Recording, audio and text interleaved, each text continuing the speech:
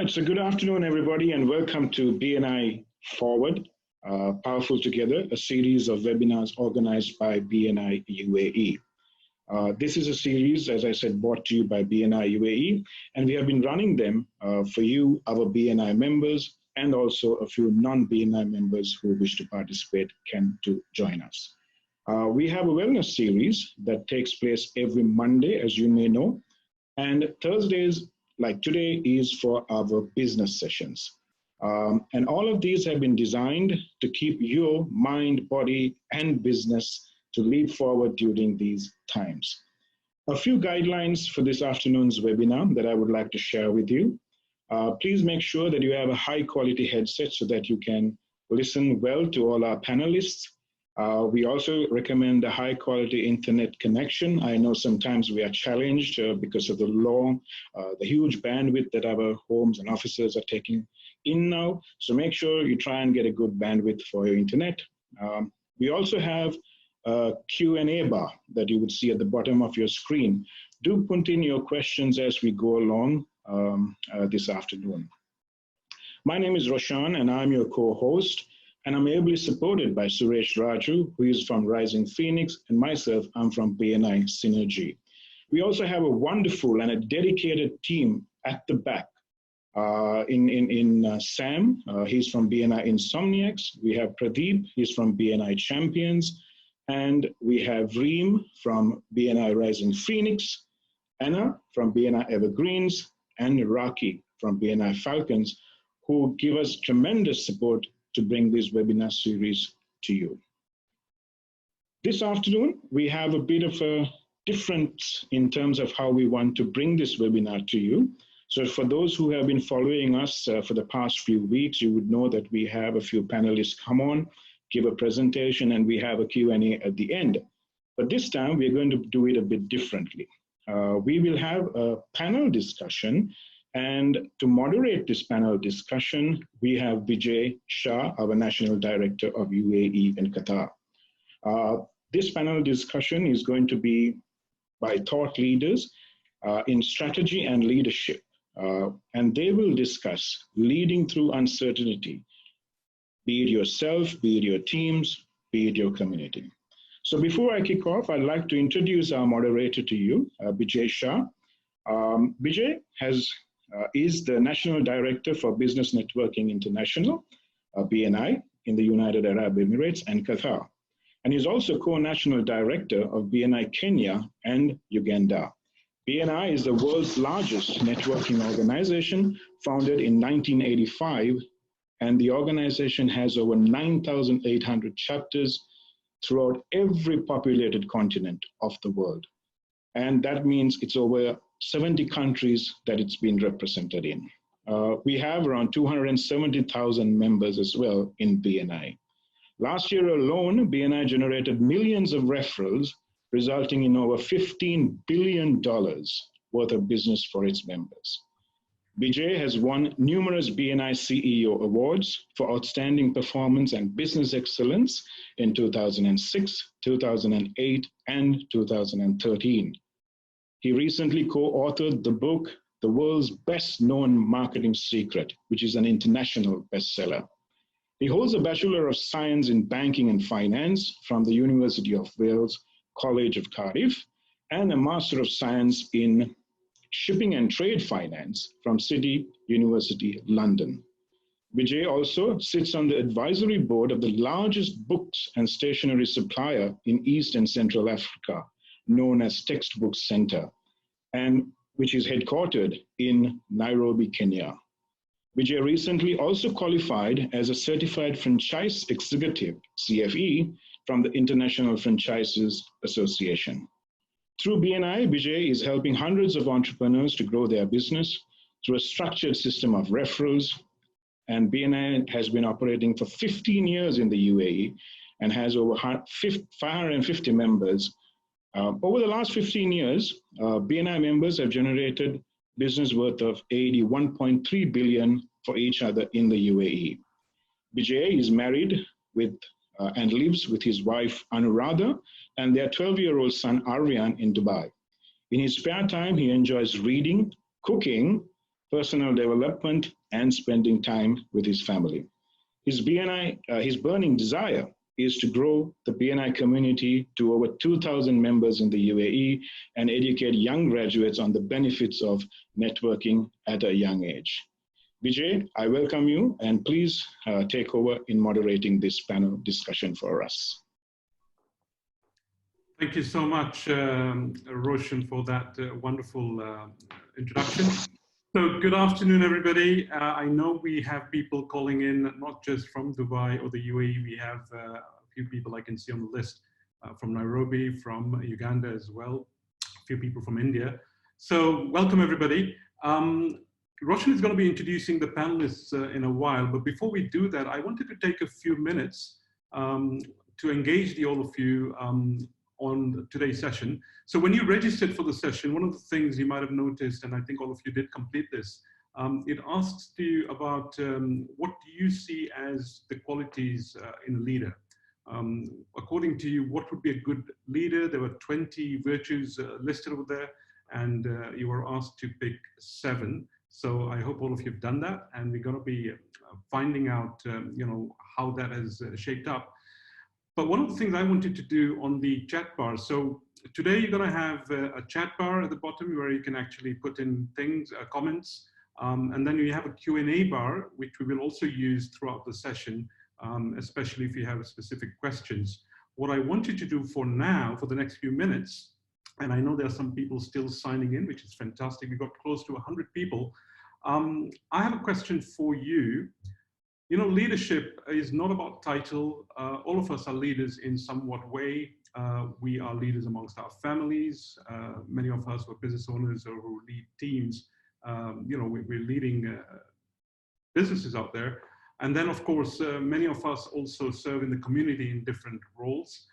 But even if, you know, you don't have a large family, if you're just by yourself, you are a leader because you know, there is an element of leadership amongst yourself. So the question I have for you, if you want to put it down on the chat bar, is right now in the current times, what is that one big challenge that you might be facing as a leader?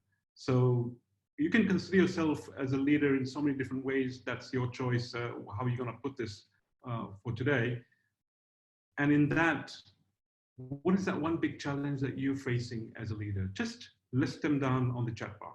Yeah, so let's see the chat bar coming in, and I've opened it such that everybody can see, you know, what people are putting in. So I think we can all share that. I'm going to keep quiet for a while you guys all put in. So I can see innovation, uncertainty, keeping our team positive, confidence for now. Yeah. So remember, these are personal challenges that you might be facing. So we're just trying to see what people are feeling right now. And that will really help and shape the tone of this afternoon's session. I can see confidence and guidance. Good afternoon, Ritu from Nairobi. Fantastic. Yes, managing teams, leading teams, cash flow. Uncertainty, that's a big one, I think, for many of us.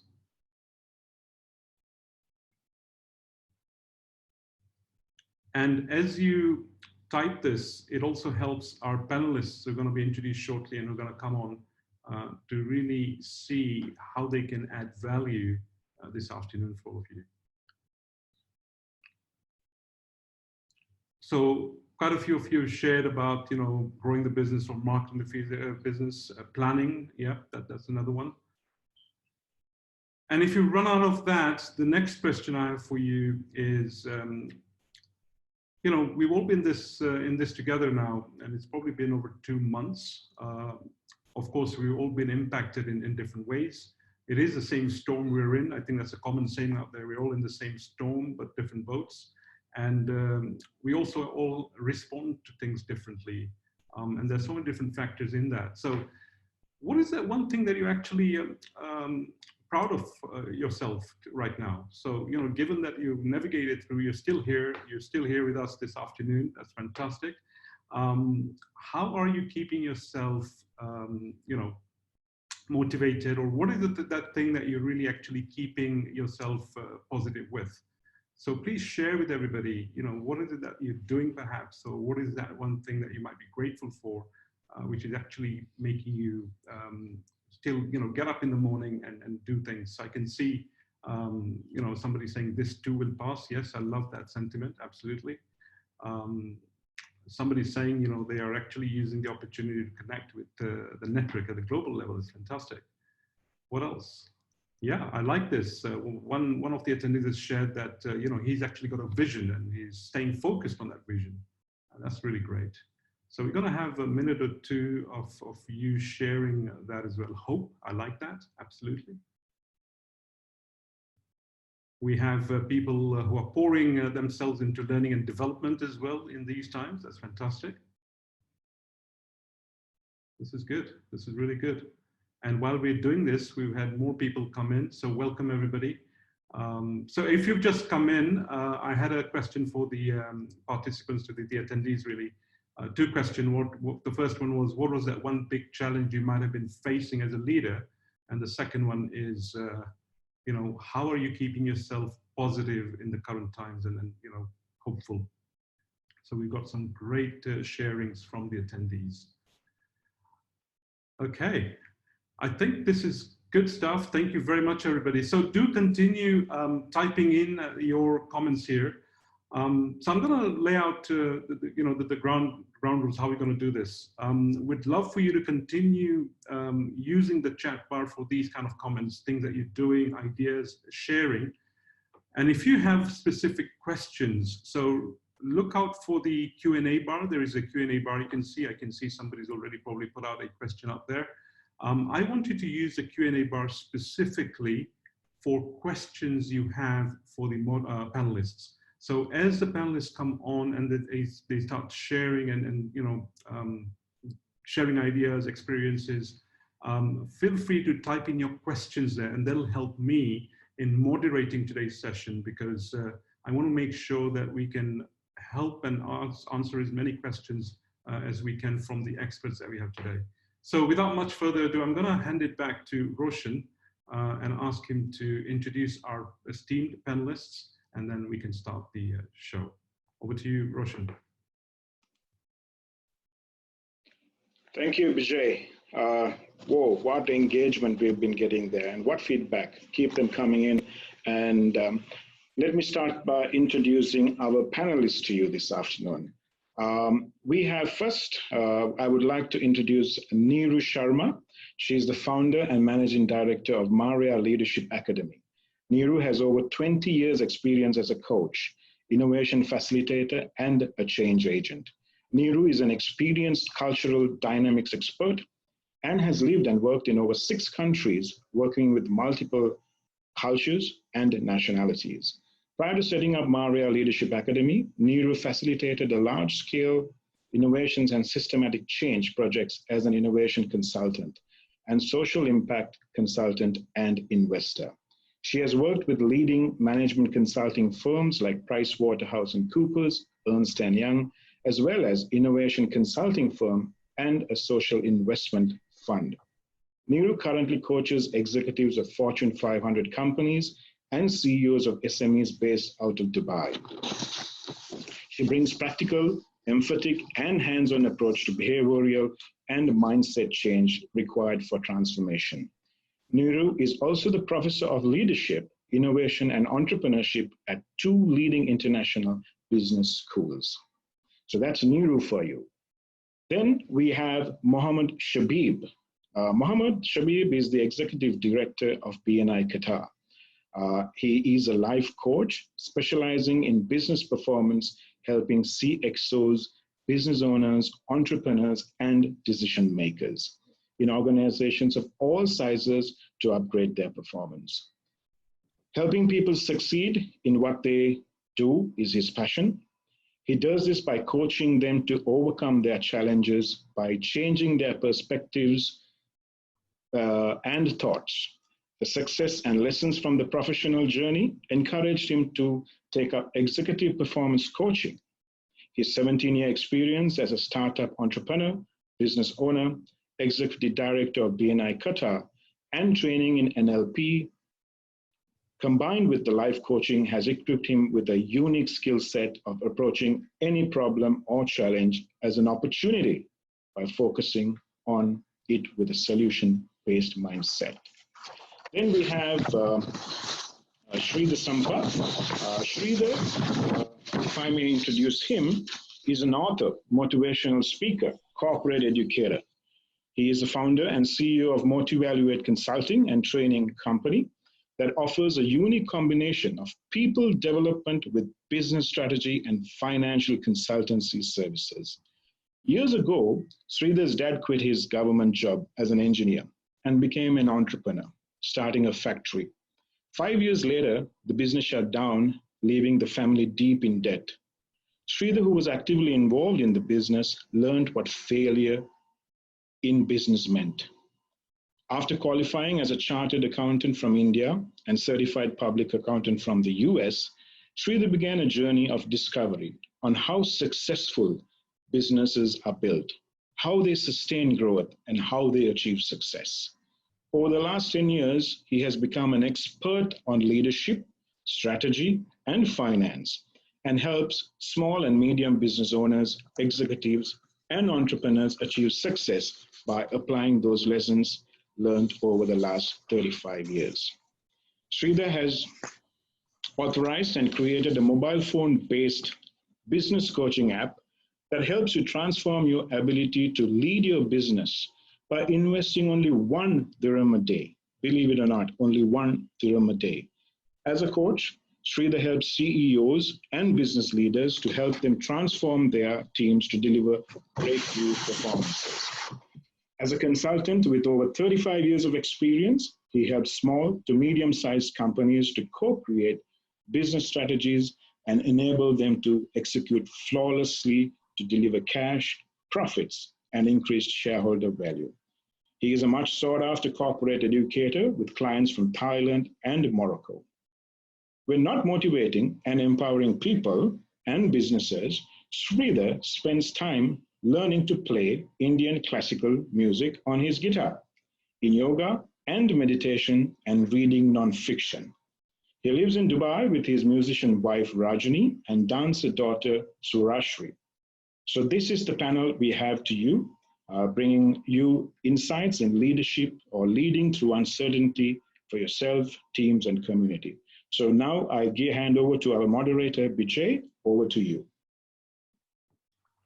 Thank you, Roshan, and welcome once again to our esteemed panelists, Neeru, Shabib, and Sridhar.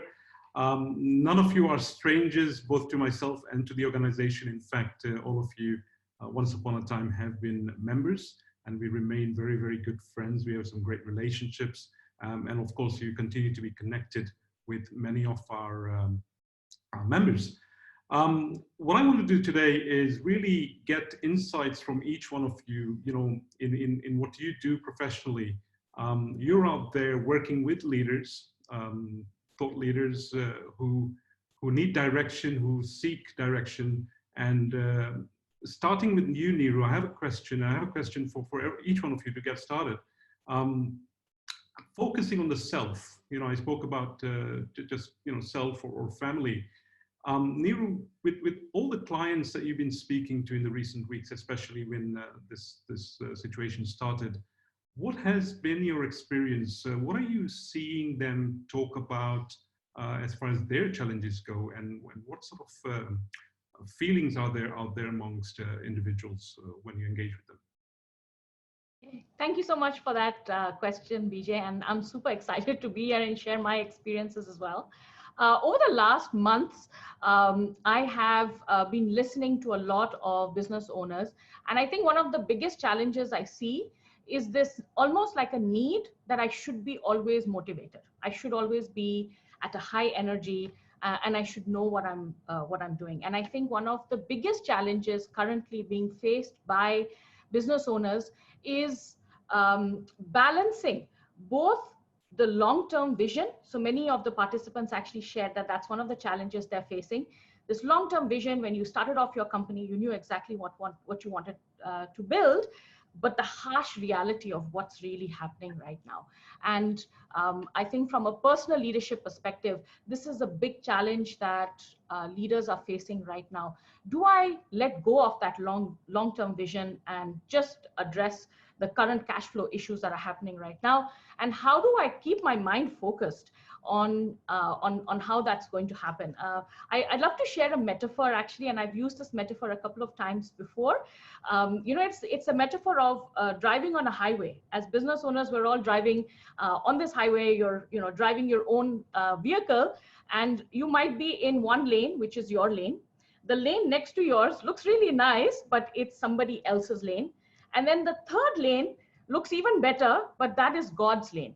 And when we are driving our vehicle or we're running our company, when you're in your lane, you are addressing what things you might be able to do. When you're in the next lane, which is the lane of the other person, you're worried about your client, what they might say, what they might do, or you're worried about your employees, you're worried about the government, new government policies, and is VAT going to change or not change? And then the third lane is God's lane, which is even the government doesn't know the answer to that. When is this lockdown going to be over? And I think that causes a lot of distraction that business owners are facing right now. And I invite all of you to kind of recognize that and say, am I in my lane? What can I do today to manage my business right now?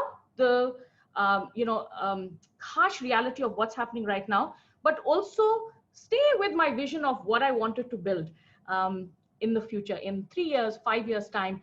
That's not gone yet. So, the only lane you can be driving on is your own lane. Thank you so much, Neeru. That actually reminds me of a very short story our CEO, Graham Weimiller, shared with us actually in one of our Business Booster series. When this crisis hit, what he shared was a time when he was a student in college. And there was a particular time when things didn't go particularly well for him in his studies. And, he'd done his best on as far as he could go. He did his best, and he got home and he was upset because somehow he didn't make the grades he was looking for in that particular subject. And he shared with us that, the advice that his dad gave him at the time. He said, look, you did what you could and you stayed focused. So as long as you know from your heart that you stayed on your lane and you did what you could and what you could control, don't worry about anything else, and then it will take care of itself. And that reminds me of that particular story. And I think many of us can relate to some of those times where what can we do? What can we control? And then, of course, there are other things that can be done by everybody else out there. Thank you so much for that, Neeru. That's fantastic. Let's move on to Shabib. Shabib, we work very closely with each other. I know you're making a big impact with the business community in Doha, in Qatar. Shabib, focusing on business people. So, I know you're spending a lot of time doing one-to-ones, not just with BNI members, but other business leaders. What is the sense out there when you're talking to these people, when you're engaging with them, when it comes to, the current situation? What challenges are they facing, and what are you hearing? So, Vijay, thank you for having me on this panel. The question is really close to my heart, because this is exactly what a lot of people have been asking me also. What's the climate out there? What's the weather out there? When you look at a business, it's like sailing a ship. And the size of the ship is dependent on what you want to sail, what kind of a ship you can handle. You can have a small boat, you can have a big yacht, you can have a big cruise ship also.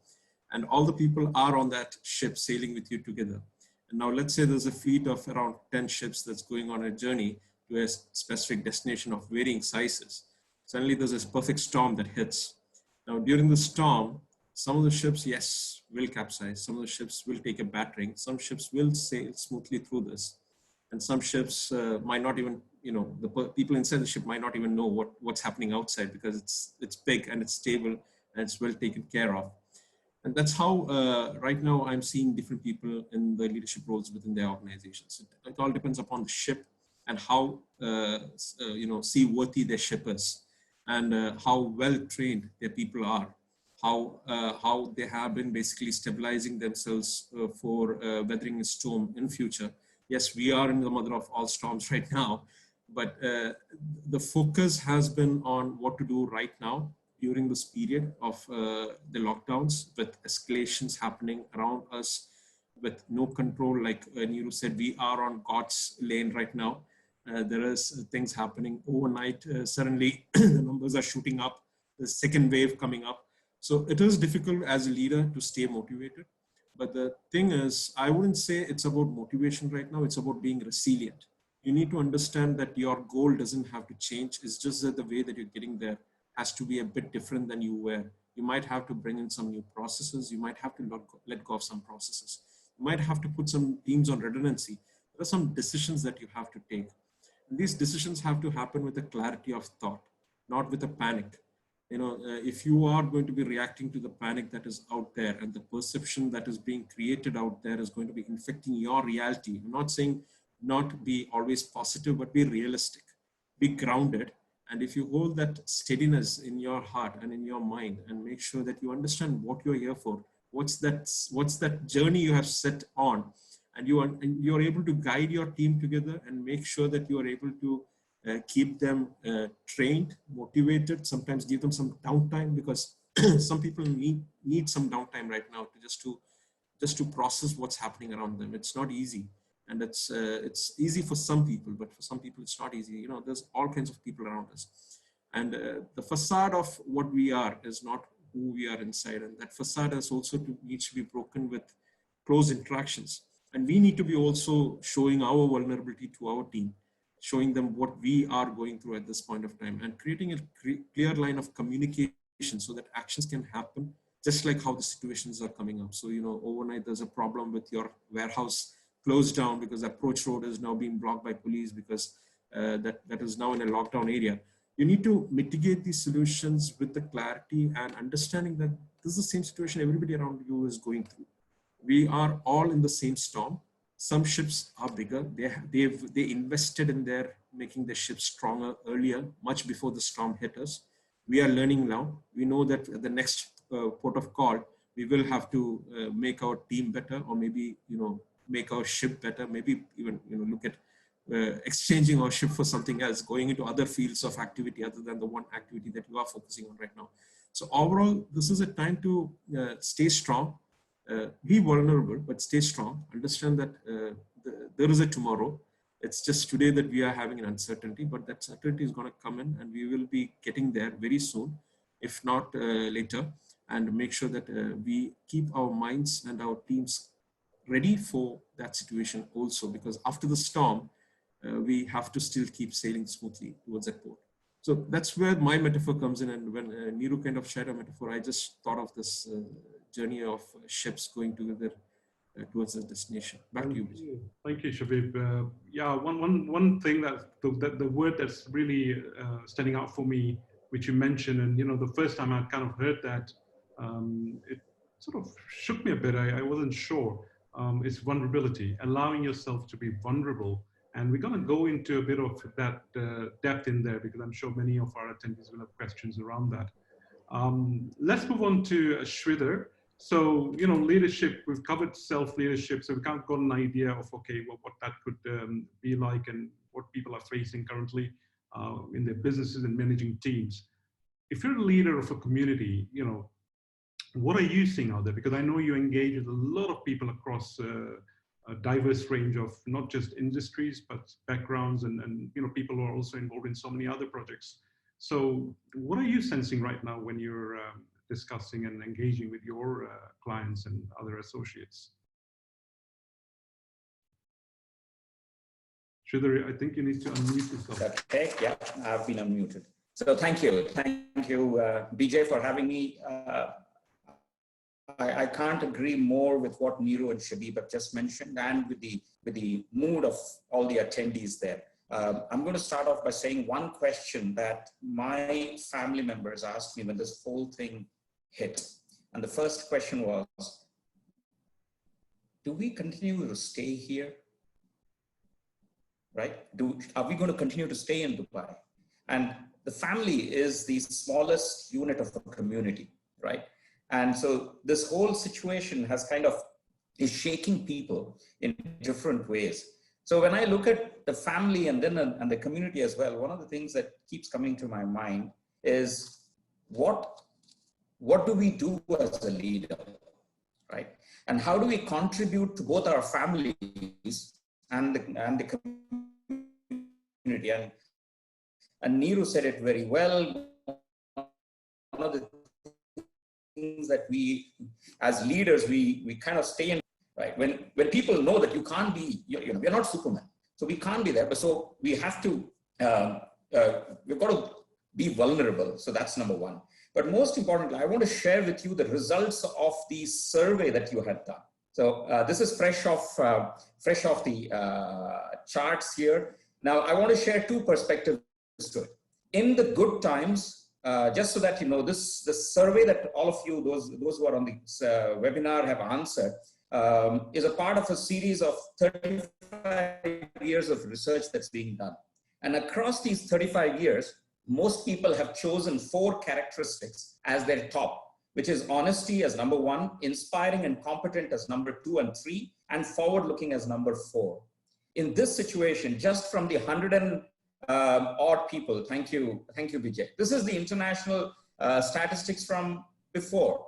But just on today's 140 people who responded, guess what? We have a new characteristic that people are expecting, and that is supportive. Honesty still remains number 1. Supportive is coming up as number 2, inspiring number 3, and competent number 4. Forward-looking has dropped to number 7. Now, obviously, this tells you something very important. It tells us all that most of our people around us are looking for a supportive environment where they can thrive. They want to know that they feel supported. They want to know that whenever there's a challenging situation, somebody is out there to help, and who better to help than the community that we're in. And just look at what you guys are doing in BNI. If not for anything else, right? If not for anything else, as a community in BNI, you're supporting each other. You have leaders in the community who are stepping up and taking time off from all the challenges that they're facing to contribute to the well-being and welfare of the community, to make sure everybody grows together. Now, it's very clear that while most of us want our leaders still to be honest, inspiring, yes, to a large extent, and still competent enough to run the ship, as Shabib mentioned, to make sure the ship sails, they're also looking for the support from their community members. So here's a question that I'd like to ask all of us. In this situation, how supportive are we with each other? Because remember, when the storm passes, people will remember those of us who are supportive. And that's why I believe leadership in this moment, through this uncertain times, leadership makes huge amount of business sense. Because when the storm passes, those of us who are contributing to the community stand a better chance of being visible, credible, and hopefully profitable too, right? Am I saying it's easy? Not at all. It's tough. But is it something that we must do? I believe so. Because if we cannot support each other during this time of crisis, then when are we going to support each other? Most of the other times we're competing against each other. This is the time for collaborations. And I want to share one thing. Recently, we partnered with, we actually became a vendor for a particular technology. And just today, I had a call with that technology, with the executive there saying, hey, Sridhar, how can we partner with you? How can we collaborate and just make sure that both of us succeed? Now, I love that kind of mentality. That is the leadership mentality that we all need to have, because this is a challenge. Everybody is going through the same issues. How supportive are we with each other? How honest are we to build relationships? How competent are we to drive our own ship forward and try and hold hands and pull others through? And most importantly, how inspiring we are to ourselves, our families, and our communities. Because when the storm passes, this makes great business sense. You know, that's just so interesting, Sridhar, you talk about collaboration. And I'm actually very pleasantly surprised. What I'm seeing and sensing, and it's not just amongst our organization and our members, Because, you know, one of the things I always ask myself is, because I'm surrounded by amazing members, you know, everybody who lives by those core values, they're all positive. Am I getting a biased view or pulse of what's happening out there? But really, you know, when I connect with non-members, a lot of people out there, I'm sensing, and when I read and when I see other things, I'm sensing there is a lot of collaboration happening right now. You know, there's so many people who literally just giving. Would you say that's a natural? I mean, where did that come from? Is it something that it's a natural trait in situations like that as human beings? It happens, or where is that coming from? And the key question, I think, really is for a lot of people, you know, never, I mean, all of us have never faced such unprecedented situations. But what happens when we actually come out of this? You know, will that remain? How is that going to shape up? What is that going to do for all of us and for the society out there? I would like to answer that question with just one word, BJ, if I may. And I'd like to say empathy. Yeah.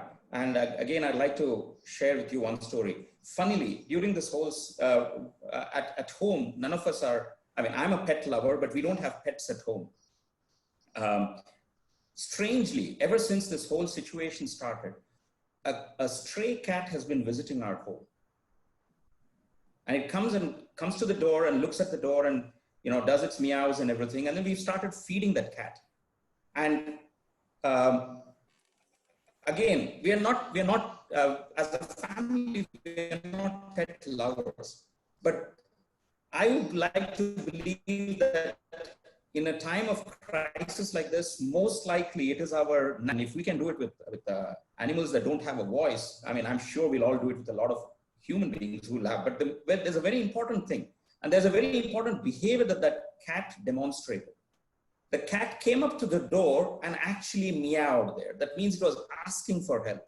The question is, as leaders, are we willing to let go of our illusions and our ego and ask for that help? The moment somebody asks, I'm sure there are enough people out there willing and able to help.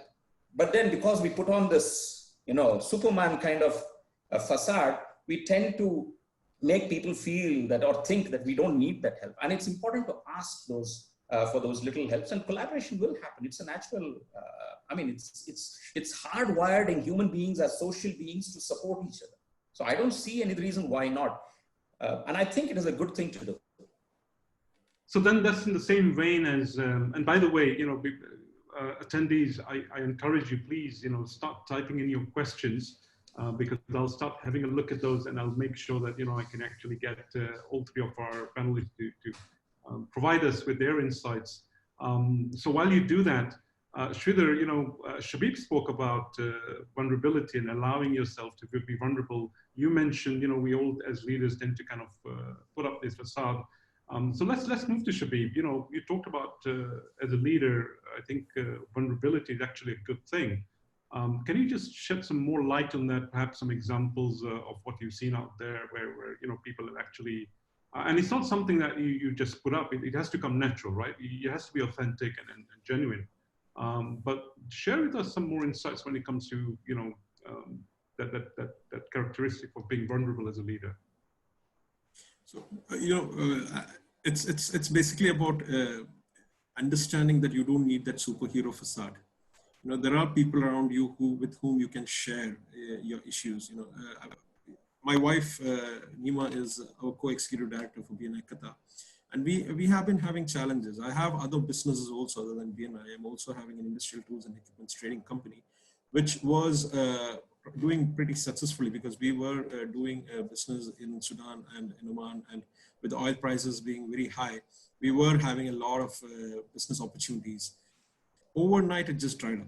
Overnight, because when the oil price hit the sub 30s, below 30s, all the orders were put on hold because the companies that were doing these projects, those who were our customers, are literally frozen. They are on pause, and that also put our business at risk.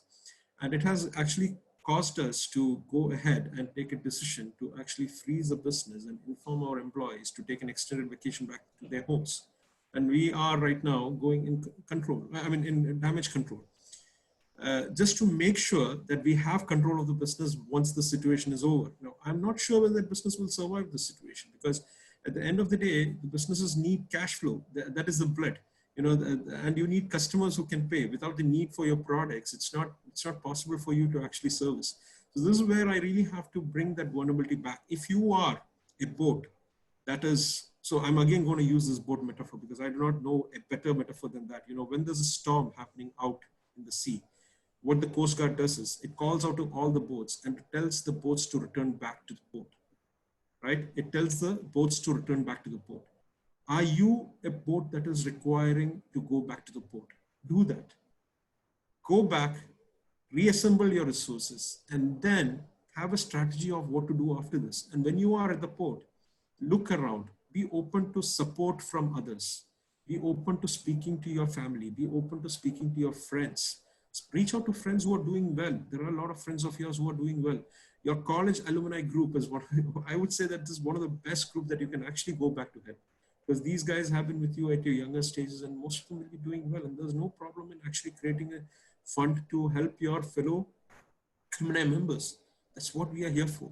And being vulnerable to even opening that suggestions to each other is something that is there. Creating conversations around such situations. It is happening at different levels of the community. You know, it's happening in our families. I'm not sure how many families are actually having these conversations, but we are giving assistance to our family members who are going through a rough time. There are, you know, different religious organizations that's doing it. There are different government organizations that's doing it. There's a lot of media houses that is actually coming up with many campaigns like, you know, purchase tickets for the ones who are downtrodden and not able to get back to their countries right now. So there's a lot of things that's happening right now. It's about being open to those conversations and checking if you and your team maybe need some of the support. Sometimes it's just as simple as having a conversation with a person who can come in and give some motivation or give some focus on what you have to do right now. That's something that we are doing in BNI in a big way, because the one-to-one conclaves, you know, it's catching up right now, and I'm having a lot of people who are coming back to me saying that, you know, before when we used to have the BNI meetings, the breakfast used to happen in cliques. There used to be groups of people who used to sit in breakfast and used to meet them. But now what has happened is, because there's no breakfast after the meetings, people actually go on and meet others who they were not speaking to. Even during the one-to-one conclaves, they're sitting with people and spending time with each other, paying attention to each other through a screen. I'm actually someone who is saying that people interaction has actually improved in terms of how much they're paying attention once the interaction has started happening through the computer screens. Because you're paying attention to the screen, it's a very small area. There's nothing else that's distracting you around. You're not looking left or right to see who's walking by, whose phone rang. None of those distractions are there. You're not being distracted by other conversations. You're paying attention directly to the screen, to the other person, and you are actually connecting at a very good level. The fact is, be vulnerable to yourself to introduce some subjects which you are having issues with. Take other suggestions. In Arabic, there's a word called mashura. Have mashura. Back to you, Vijay. Shabib, so, you know, okay, that makes sense. But, you know, when you're leading a large group of people who are highly dependent on you.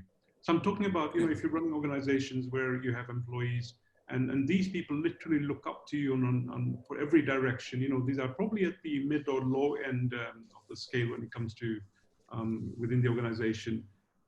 It's not easy to be vulnerable in front of them, right? So what would you say to people in those situations? How do you lead these people? Because for them, there's so many other things, you know, they're probably away from their homes, their families. They just don't know what's going to happen tomorrow. In terms of awareness for them is different. It's at a different level than perhaps us. How do you lead those people? You know, how do we, and I invite Neeru, Sridhar, any of you also. So for me, very simple. I'll just answer one sentence on this. Approach professionals who are trained to support you in these situations, especially coaches. And I know all the three of us sitting here in the panel are coaches, and Vijay, you yourself are a great coach for a lot of people around the world. And, you know, you're a coach for me because I approach you with any situation that is there in BNI, and I use you as a sounding board. And I know I have come to you and asked you some really stupid questions. And you gave me a perspective which really helped me. Ask those stupid questions to people who are trained to help you with those stupid questions. That's why I would say, You know, and I'm really blessed to have people like you in my mentor circle with whom I can be vulnerable, I can be open, and I can say, listen, I'm scared. I am scared. I need Having a network where you can actually go to. exactly. Neeru, you want to, thanks for that, Shabib. I would just like to bring in a self-leadership angle to this discussion. You know, there's an author called Brené Brown. She's done a lot of research around vulnerability, and one of the biggest blocks to being vulnerable is the big S word, shame. We feel shame. I feel shame that I couldn't have predicted this. I feel shame that in spite of all of this happening, I can't do it. I feel shame that other companies in my industry are doing much better than me. And I think that there's a lot of personal work that we need to do around unpacking where those feelings come from. And when we don't understand that, you know, it's very easy to say, be vulnerable. We can't be vulnerable in front of everyone, you know. I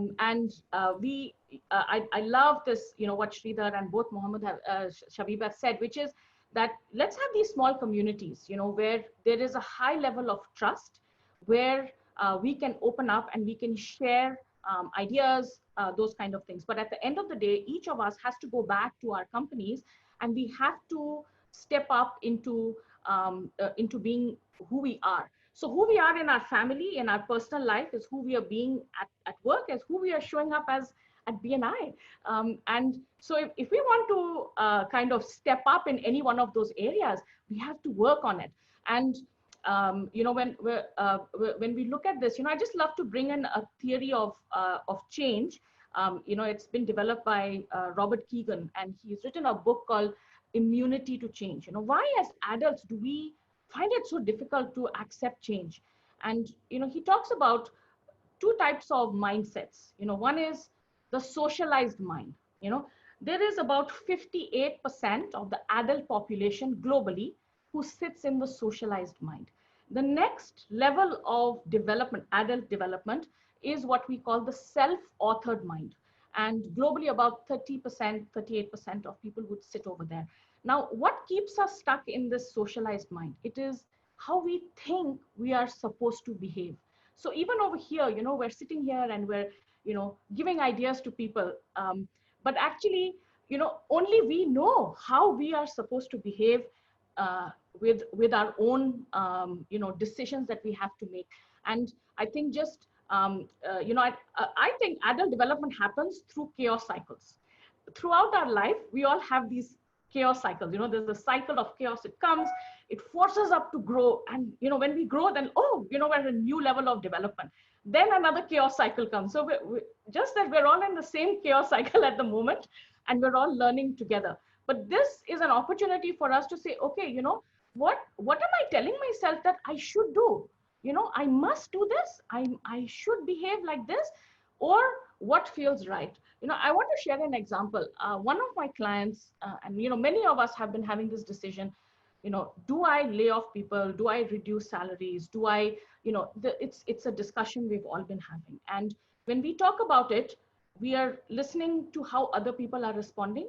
And without us realizing, this is a socialized mind, we are taking their fears and we're making them our own. And we say, you know what, you know, this is how I should do it.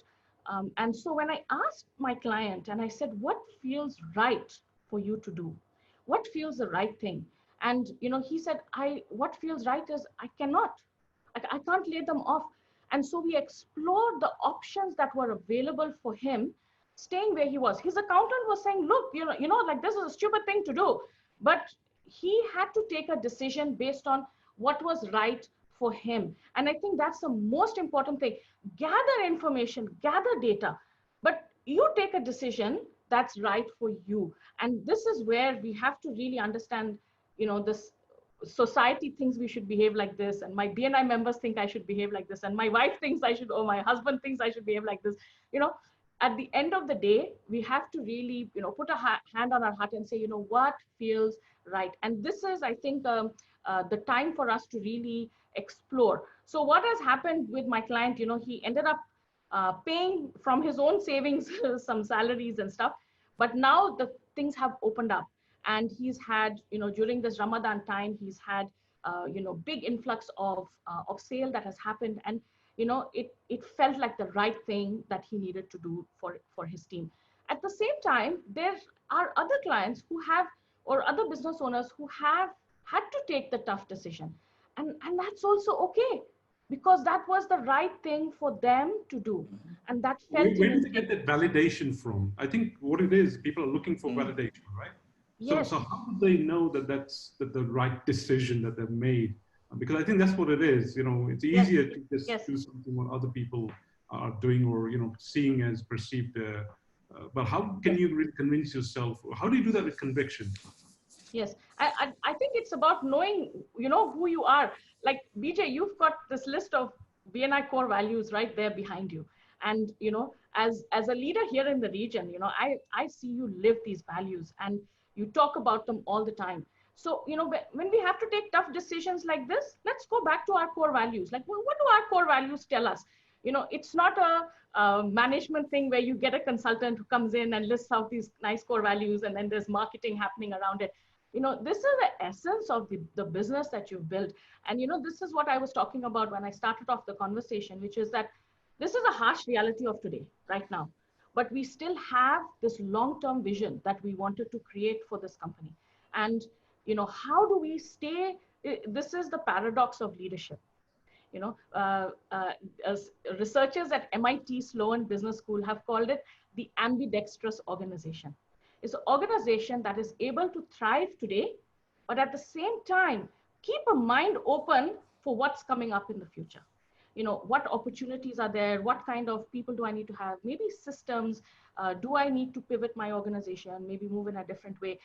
The paradox of leadership is that we have to be doing both. It's not an either or. I had a conversation yesterday with a business owner, and we had spoken in January where he had set some goals, like pretty aggressive scale-up goals for himself. And so when I asked him, like, what's happening with that? And he said, I think I need to put that on hold. And the question is, okay, is it everybody else who thinks that you should put it on hold? Or is it that that that's the decision that you have to have?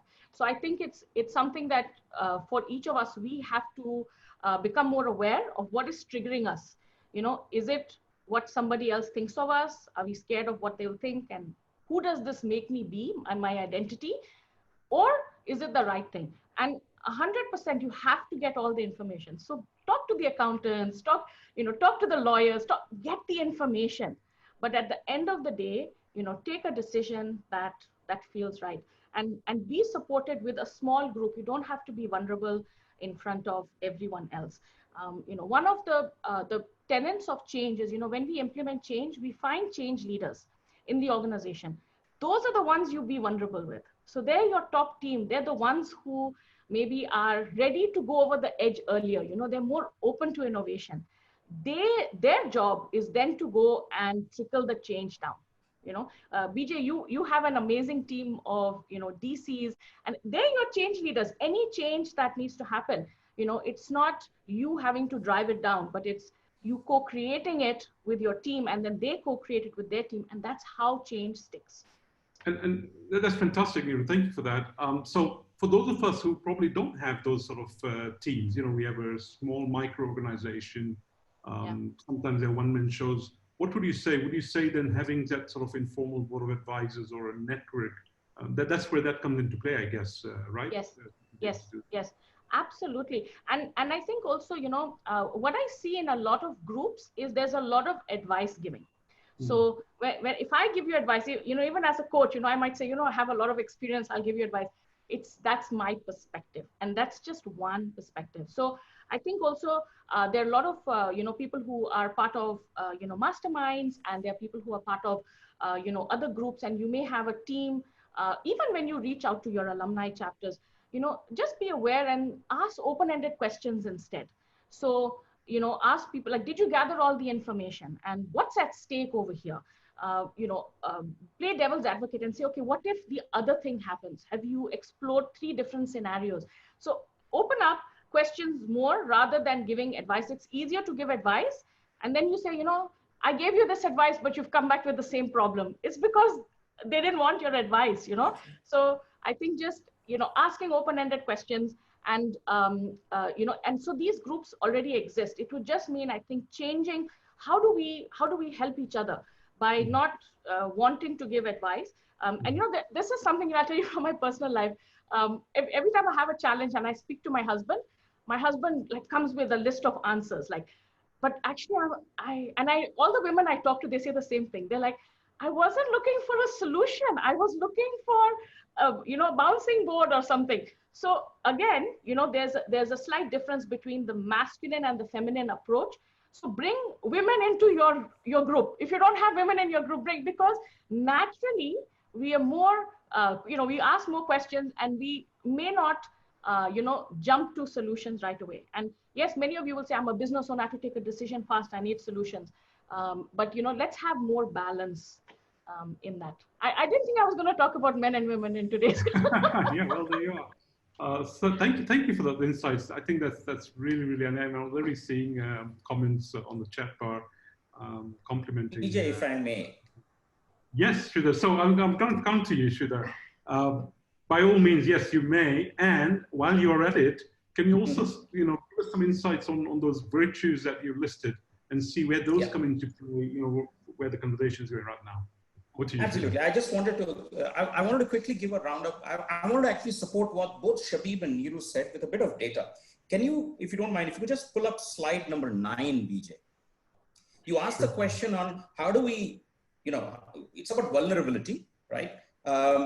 Just go across to slide number 9. Yeah, 1 second. Let me just. Sure.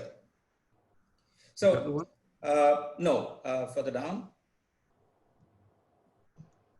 Yeah, there we go. So here is data that, just the previous slide, please. There you go. Okay, we'll stay with this for now. We'll stay with this. So here is how a leader in any organization, and this is research, 35 years of research that's telling us that when a business leader gives people a good deal of freedom and choice in deciding how to do their work, vulnerability is accepting that I don't have all the answers. But then who has? It's quite possible that the people at the front line, the salespeople, the guy at the factory shop floor is the one who has that answer.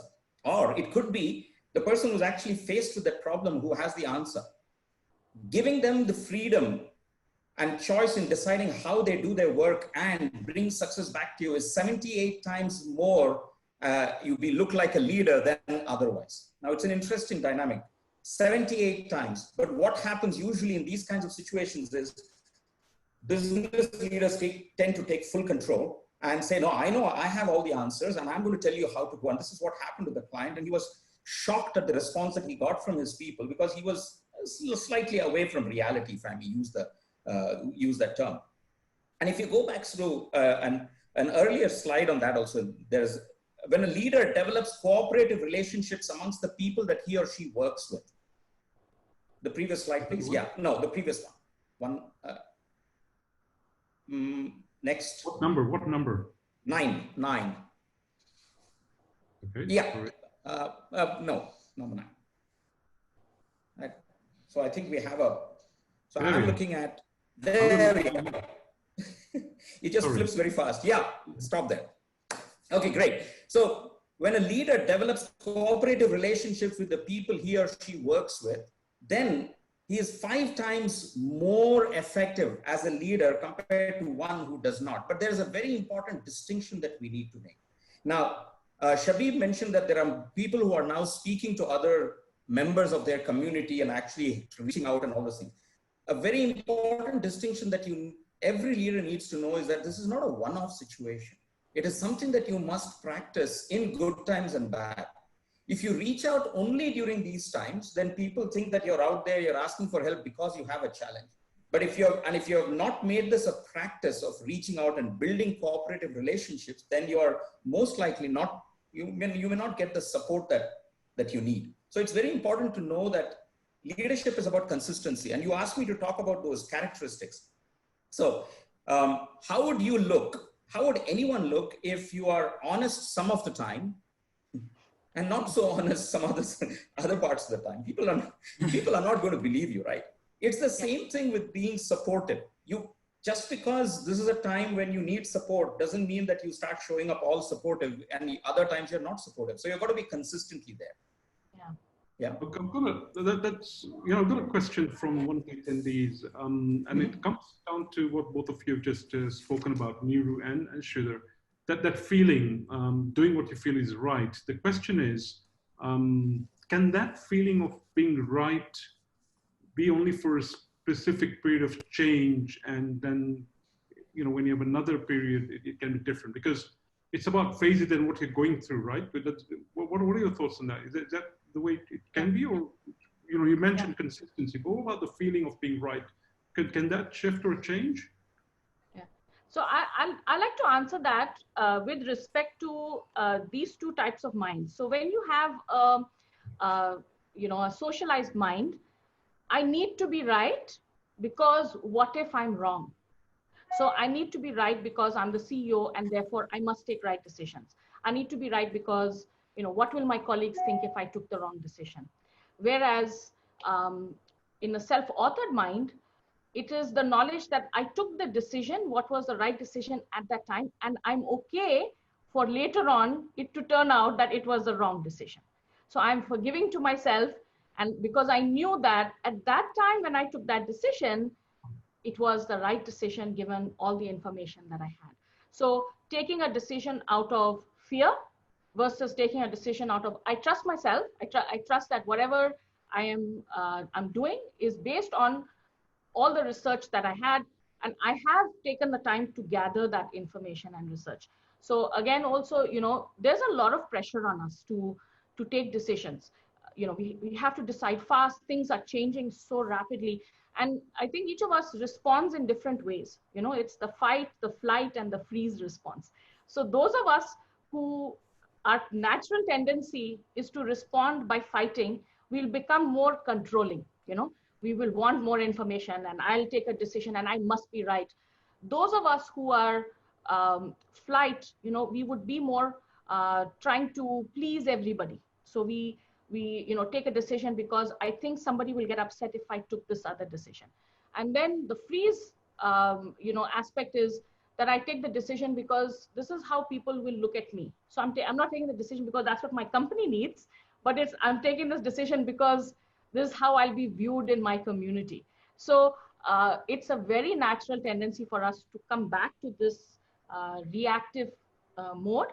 But we are all leaders. We're here with experience. And even if you don't have so many years of business experience, you have years of life experience. We bring all of those experiences. And then that's how we know that, yes, it's okay that I took this decision at this time. It was the right decision to make. Also, I think, somebody had mentioned this about mental health a little bit earlier. I think it was Wendy. Who said, that's one of the challenges that many of us are facing. And, going back to a decision that you made and re-looking at it and saying, why did I take this? Was it the right decision? I made the bad decision, is not a healthy practice. So that's the past. It's happened. You can learn from that and say, okay, maybe I didn't gather enough information, or I did not take the decision on time, or I reacted instead of responding. And then stay in what you need to do now. Because I think that going back and doubting yourself plays a huge role in this, mental health support. And it is really a challenge because many of us are doubting.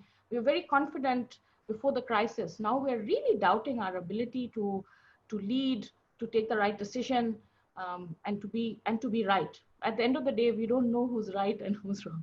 So you just have to do what is right now. I would like to just add this to, for example, I'm maybe a slightly different perspective. I believe we know what is right for us if we know ourselves well, and that goes back to the core values, right? So a question that I would like all the people in the audience to ask themselves is a very basic, simple question. Who are you? Do you know who you are?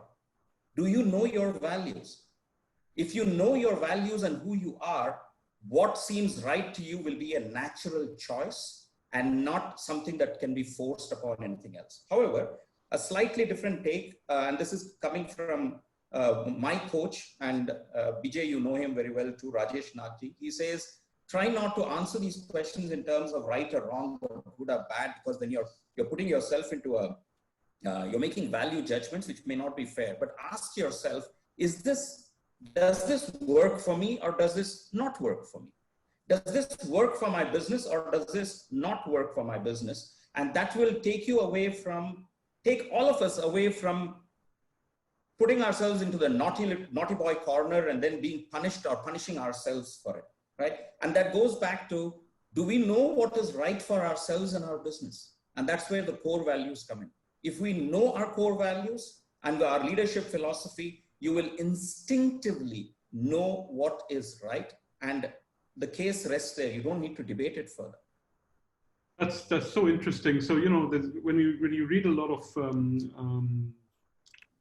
business sort of related articles out there, especially on how do you deal with the current situation, a lot of them talk about businesses having to reinvent themselves, reform, and all of that. And what I'm hearing over here is, before that, you know, it comes to self as well, right? So would it be valid to say that this is probably a period of time where many people are actually gonna, because people have that time, people have gone through that sort of, and you know, it's all muddy, it's all foggy. So they really need to reflect and taking time. So what advice would you give to those people? So here we are, somebody's open to this, who feels, okay, you know what, maybe I do need to look into the mirror. Yes, Shabib mentioned, you know, look for professionals, look for coaches. Is there some sort of pathway that you can sort of provide, kind of a map you can provide to somebody in that situation, which would be useful, I'm sure, amongst many of our attendees right now, or you know, other people that they know who might be going through that journey? What advice would you have to somebody who is at that crossroads, or who like, okay, you know what, I just don't know where to start and how do I go about this? So can I start answering that? Yeah, Shabib. Yeah. So, you know, most of the time when people reach a crossroad, what they do is they toss a coin, right? When you start a match, you toss a coin, or you take, okay, should I do this? Should I do that? Toss a coin. How many sides a coin does a coin have? Can the audience kind of type in, you know, what are the two sides of a coin? Or do you think there's something else also?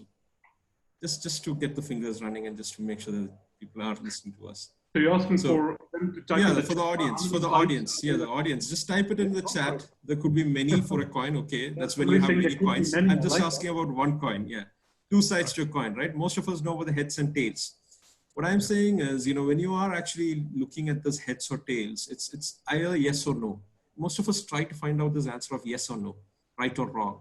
But and just to give a perspective of what Neeru and Sridhar also mentioned, you know, I look at the possibility of the coin landing on its edge. And I believe the edge of the coin has the same area as the other two sides. And if the coin falls on the edge, there's a momentum actually, the coin just rolls. And whether you are right or wrong, and you know, it's not about the right or wrong, but what works for you is when it falls on the edge. And that is basically directed by your core values. Okay, because when you have a certain set of core values and somebody else has a certain set of core values, and if it's not in alignment, you could get in an argument. And this is what happens in teams. And this is where people also have a problem with opening up to others.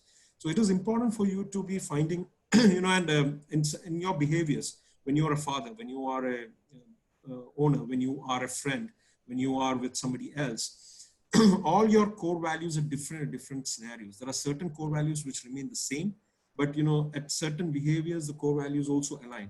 So with your team, you really need to understand what is the core value that you need to have in your team of your business, which will actually make it go through this and make sure that you'll come around the other side. There might be some people who will not be adhering to the core values that you're looking for at this time. And that is okay. That is okay. And that is being vulnerable, because sometimes you might have to let go of that performer who you thought will be the person who will be by your side. But if that core value does not align, and you are basically going into a mental conflict, and it affects your mental health also, because you are basically creating tension. You're not creating confluence. You're not creating momentum. It's either yes or wrong. And then the conversations that will be around will be completely tossing the coin conversations. It will not be about landing the coin on the edge. So understanding how the core values work and focusing on creating the core values for your organization, for your team, it really helps you take decisions during those difficult times. Decisions that will create the momentum for you to go forward. One of the things that I would like to actually share with you, and which I actually, I was doing this, I'm doing this leadership course actually right now with a person called Gaurav Bhagat from India. And he's quite good. He's really good. It's an 8-week course. And one of the sharings that he gave yesterday was leaders at this point of time should be asking for commitment so that they can let go of the uncommitted. What a wonderful saying. And I think that is basically what it comes down to. When you're focusing on your core values and you are understanding what is required from you, your side as a commitment to your organization, your business surviving and thriving in this scenario, you also need to expect that same commitment from your team, from the people in your team, so that you guys are going ahead in the right way and creating results that make an impact for the future, not negatively, but positively. There might be negative impacts. That is where the knowledge becomes wisdom. So it's not, you know what is to be done, you practice it. There might be positive or negative. If there is negative, revisit what you did, see what you can change, reapply it, do it again, and then you get the positives. Whatever negatives is basically just a string of failures on the way to the outcome of your success. So do not see a negative as a result. Just see it as a milestone that was created, which you can revisit with the right thoughts and actions. It all comes down to what every one of us have shared here. There's nobody over here who has a prevalence over each other, but all of us are giving you thoughts which will help you in taking the right decisions. So now we have a question from one of the attendees. Leadership and partnerships. So, when you talk about leadership, normally we tend to associate that with one individual who leads, whether it's just leading themselves, leading a family unit, business unit. When you have partnerships, they're all equals, right? So where does leadership come into that, and how do you apply leadership? I can imagine probably it starts from that self-leadership, asking yourself, where do you stand in this partnership? But can you give us some insights around that? We have a question from one of the attendees. I've reframed it, but it is around this, how do you actually apply leadership when it comes to actual partnerships out there? And many of us, take about family units, husband-wife relationships. Yes, sometimes there's certain roles are taken for granted, I guess, but there is conflict over there as well, and they resolve them. But what advice would you give to whether it's business partnerships or any other partnerships out there and leadership? I'd like to try to answer this. I can see Sridhar nodding away frantically, so we will kind of move to that. But yeah, let's start with you, Neeru, please. Okay, so I actually do quite a bit of work with couples working together, and it's really interesting about what you mentioned, which is, we all have these roles and we take it for granted. And often when couples work in business, we may default to the family role, but actually our strengths in business may lie slightly differently. So at the same time, the question that was asked was really around, what if there's a conflict and I'm clear on what our core values are, but my partner is not? And I think this is an opportunity for realignment. And it's very important that we recognize when there is a misalignment. So even in a marriage, I've been married for almost 20 years now, you have ups and downs, but these are opportunities to realign. They're opportunities to say, okay, what's different? What's the same? Let's start with what we agree on. So we tend to focus on what we don't agree on. So let's start with what we agree on once we're on the same page, and then we can start to realign from there. So I think that's important. And somebody had a comment over here around courageous conversations, and I think that's so important that we avoid these so important conversations. A courageous conversation is one where the stakes are high, and it's an important conversation to have, and people have got opposing views on them.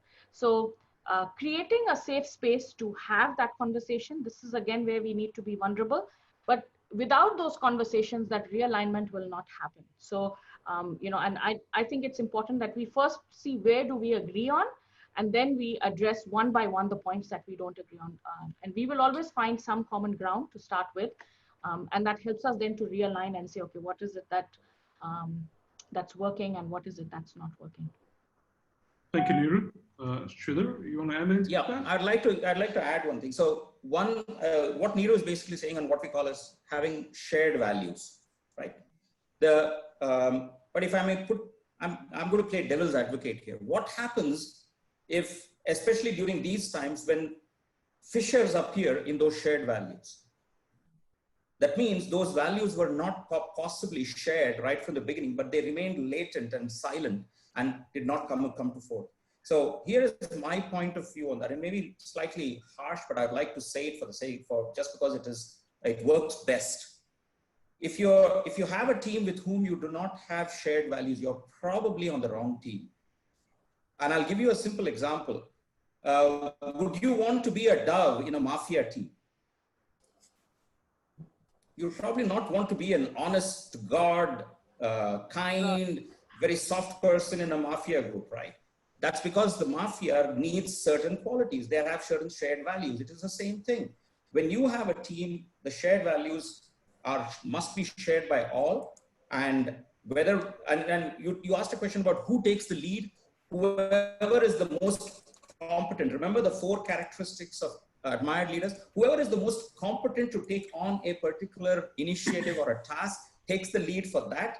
And for the rest, the others step back, and then they keep switching. Just like in a family, or just like in a football game where you have a center forward who takes the lead at times, but then passes the ball to the main striker right when it gets to the goal. So it is not about right or wrong, it's about shared values. And if you don't have shared values, then it's probably, you need to follow what Jim Collins said: get the right people on the bus, get the wrong people off the bus, and get the right people to the right seats, and then the bus will take you wherever you want it to go.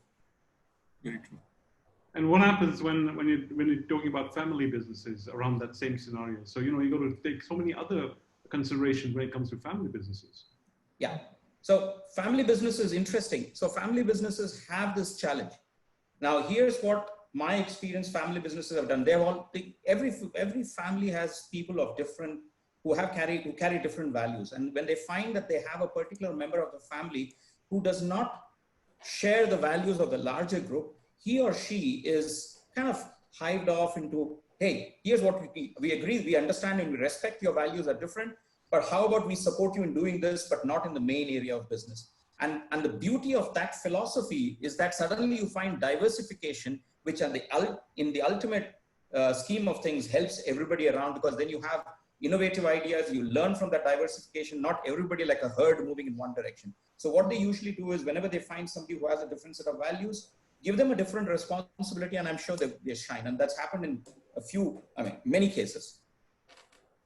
Thank you so much. I'm sure that's so insightful for many people listening in today.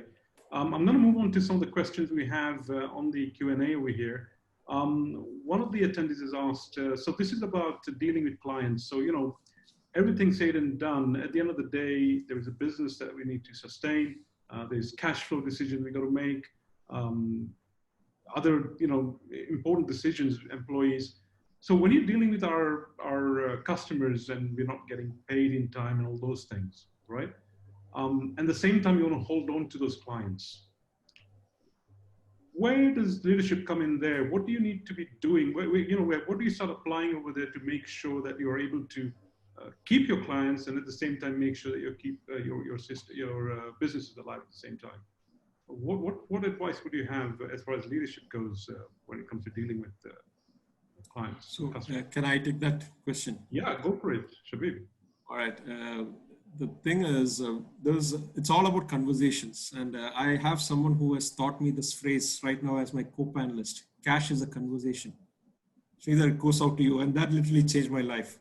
Because most of the time what happens is it's a difficult conversation to have around cash, especially when your client is also in a problem and you're also in a problem. How do you do it?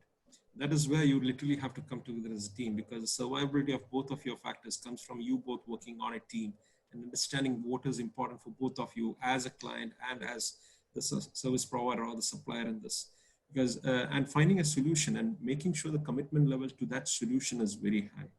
Because you come up with a solution and you do not keep that commitment to the solution, and the commitment levels keep on iterating, so you come up with one solution, along the way the commitment levels vary, and then you come up with another solution and then again vary, and then it goes again.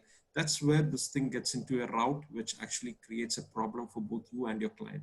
Whereas if you keep a commitment, find a solution and keep your commitments high to make sure that solution is adhered to with regular conversations, follow-ups, and making sure that conversations are positive.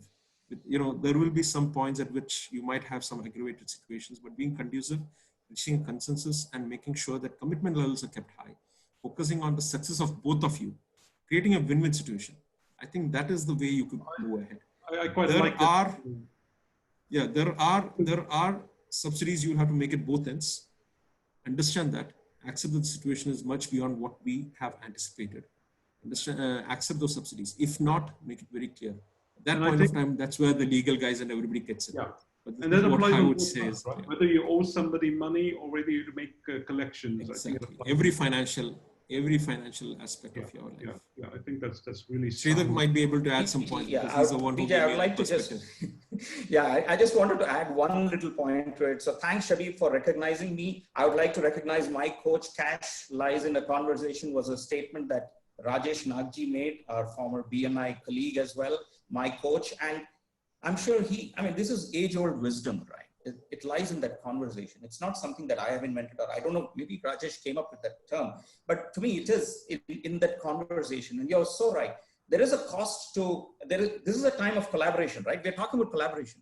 And Shabib pointed out very nicely, a win-win. Now, a win-win means that I give someone, my partner, my collaborative customer, give some, and then together we both win, rather than one of us winning and the other losing, and in which case the relationship dying out there and you cannot take it forward. So it has to be a win-win. Yes, you've got to continue to have those conversations to find that win-win. And yes, if there is a cost to it, well, this is the time when those relationships are important. And I was speaking to about 40 CEOs of a particular group. And my point to them was, today, in this scenario, your assets, which you thought of, your inventory, your cars, your buildings, your factory means nothing. Your biggest asset is your relationship with your customers, your stakeholders, your vendors, and that is where leadership comes in. With inventory and buildings, leadership doesn't matter. With these humans who are there at the other end of the chain, you need to have the relationship. And our research tells us that the best leaders have the best relationships, right? And how can you have those relationships? It's through a conversation. Absolutely. So that actually takes me, I'm looking at the time has just flown by and we only got a few more minutes. There is somebody who's asking, and I think we can relate this to that perhaps if you can help. So you talk about large businesses, but think about people who are self-employed. If you're providing a service like selling insurance and you're providing a solution out there to people, and especially if you look at the current times, insurance, for example, protection, there is a need for that, right? And yet, I personally am finding, not that I'm in the insurance business right now, but when I talk to people, when I talk to other insurance, when I see people in that industry, they're struggling. And I'm like, okay, what's happening? He said, yeah, nobody seems to either understand or are willing to even take action on, protecting themselves. And then they say, here is an opportunity perhaps, which is just being kind of thrown away. What would you say to those people? I'll probably answer that again, go back to I think I'll take three parts to that answer. The first part is empathy. This is a time when people are struggling. So if you're, so to say, I hate to use the word, if you're selling insurance, I would rather say if you're partnering with your client and helping them protect their lives, then you need to empathize with them, right? And if they need a way to engage with you, you need to be able to devise an innovative way to engage with them, number one. Number two, I would strongly recommend those people to read a book called Stop Selling, Start Leading. This is a leadership challenge moment. When if they stop selling and start leading, they'll probably get a lot more engagement from those people that they call clients. And the third part to it, I would say, go and Google Wimbledon insurance at this point in time, pandemic insurance. For many, many years, Wimbledon has been paying a pandemic insurance premium. Yeah. And guess what? They encashed it this time, right? So, and that's what insurance is all about, right? It's about finding, empathizing, staying with it, and then when the need arises, you have the umbrella to protect you. So it's about empathizing with the folks. Thank you, Sridhar. I've got a last question for you, Niru, and then we can start wrapping up. Niru, what would you say about mental health? The question literally is, mental health is important during this time. What are the things that will help us when it comes to mental health? Yeah, I think that I completely agree. It's a big issue. There's a lot of taboo around it. There's a lot of shame around it. We don't talk. This is actually an area where we need to start becoming more vulnerable and sharing our experiences. I'll share with you, 2 days ago, I woke up and I had a really bad headache. What is happening now with, there are all these jokes, are you zoomed out and this, we are spending so much more time in front of the computer, seated on a very uncomfortable seat for much longer than we're used to. And physically first, it starts with us, pushing ourselves, working much, much longer hours. But also then emotionally, we're not taking care of ourselves. So I think that the most important thing is to just become aware of what you need, limit how much time you sit in front of your computer. What are some issues that you're talking about all the time? Do you have a support network where you can be vulnerable and you can share, but also just really taking care of yourself? So if you're having sleepless nights, don't start popping pills. Speak to somebody, speak to a professional, and look at how many hours are you getting. Track it. Did you not drink water? Did you? A lot of us are very fearful of catching, the pandemic. So, we start feeling all those fears. So find people who you could talk to about some of those things. So I think it's important that we take leadership for ourselves to be aware, but also for the rest of us, just check in on your friends. This is something that I really believe, my network, my BNI network, I have people checking in on me all the time. Neeru, we didn't see you, we didn't hear from you. So pick up the phone and call. Everything is not just about business. So when you've heard that somebody was unwell or something like that, pick up the phone, speak to them. And I think, as a community, we must be aware of when we are seeing that someone might be slipping, and try to get help for them. I know Wendy is doing a lot of support. So I think, for BNI members, especially, just really reaching out. She's been so generous with sharing, her contacts and stuff. So, and Wendy's a brilliant coach. So just reach out and, if you need help, just talk. And I think that's a great example of a place where you can be vulnerable, where you can share whatever it is that you need to share. But we have to take leadership for ourselves. So notice what's happening and reach out and get help when you need it. Thank you so much. Because of time, literally got a couple of minutes, and I know there's some closing comments from Roshan and Samath. I'm going to ask each of you for your one action word you want the attendees to take away. So whoever wants to go first, what's your one action word for the attendees to take away from as far as leadership goes? Who wants to go first? Who's ready with their action word? Empathy. Empathy. I like that. Empathy. Neeru? Perseverance. Perseverance. Wow. Empathy and perseverance. Okay. Adaptability. Adaptability. I love that. Thank you so much. Sridhar, you got one more. Can I? No, I don't have one more. I need just 20 seconds. Yeah. All yours. Okay. When all the participants had logged in their challenges, one of the things that came out very often was engagement, motivation, and all these things. And I wanted to share one thing with you. If all of your participants are looking for 23 times more engagement from their people, all they need to do is 5 things. Define their leadership from their values, stay on their vision, which is what Neeru had mentioned before, find innovative ways, Neeru spoke about that as well, empower your people, teams, Shabib spoke about that, and continue to encourage them often, and keep doing this like you're practicing it every day, and guess what, you get amazing engagement. Yeah. Thank you so much, Like a piston and an engine, right? Yeah. So I'm going to hand it back to Roshan, but there's one message I have for our attendees. Thank you so much for being with us this afternoon. I think this has been a very engaging conversation. We could continue, which also means we can have another one of these sessions. We'd love for your feedback. So when you finish today, when you press on the leave button, you will be taken to a survey. Be sure to give us some feed forward, so we know exactly what worked today, what you got out of it, and what would you like going forward, and we can have future sessions. And I have one more session message. I want to be a bit selfish over here. We talk about in times like this, we don't want to come across as selfish. Sridhar mentioned empathy, but you know what? This is all our time for leadership. And when I say us, I'm talking about all of us, including all of you attendees. All of us are leaders. An opportunity like this only comes once in every 100 years that we've seen, right? This is our time for leadership. Ask yourself, how can we practice our leadership, because this will be our legacy. With that, I hand it back to Roshan. Thank you so much once again, esteemed panelists. It's been fantastic. Thank you. Thank you. Thank you, everybody. Empathy, perseverance, adaptability. What a way to finish. What a great conversation. And once again, thank you, just as Bijay said, to all our panelists for putting all that together. A great conversation indeed. Now I'd like to quickly call upon Sam to come in for a quick 30 seconds and announce what we have for our wellness sessions this Monday. Sam? Thank you, Roshan, and thank you to all the panelists and Bijay. That was actually quite an amazing session that we've had. Very, very different and very, very engaging for sure.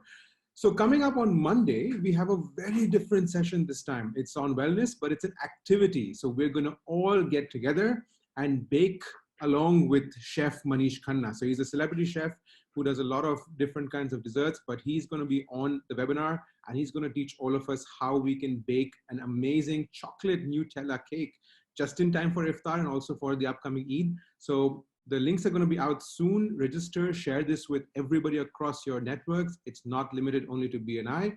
Everybody is welcome. Come join us and let's have a nice bake along. Thank you so much. Look forward to seeing you guys on Monday. Over to you, Roshan. Thank you, Sam. Looking forward to that. So for all of us, we've been following this series and we know that Wendy Shaw, you can reach out to her on those contact numbers and email address over there. Where if you're having any challenges at these times, please reach out to her. She'll ensure that you are connected with a one-to-one coach with the strictest of confidentiality to support you at these times. We also have Anna, who you can reach out to for any speaking engagements that you would like to be a part of BNI Forward series. Please reach out to Anna on those contact details right about on your screen. For BNI members, 2 CU points coming your way. So make sure to lock them in before your next meeting. And we also have a Facebook group, which is a private group. Do subscribe to that, BNI Forward Powerful Together Facebook group as well. So with this, I'd like to also reiterate Bijay's link that he mentioned will be shared with all of you. We'd like to hear some great feedback, feed forward from all of you, and to help us get better in what we are doing. So with that, I'd like to wrap up today's webinar series. We hope to look and have you back again next week for our wellness and business sessions. Until then, stay safe and be safe. Thank you.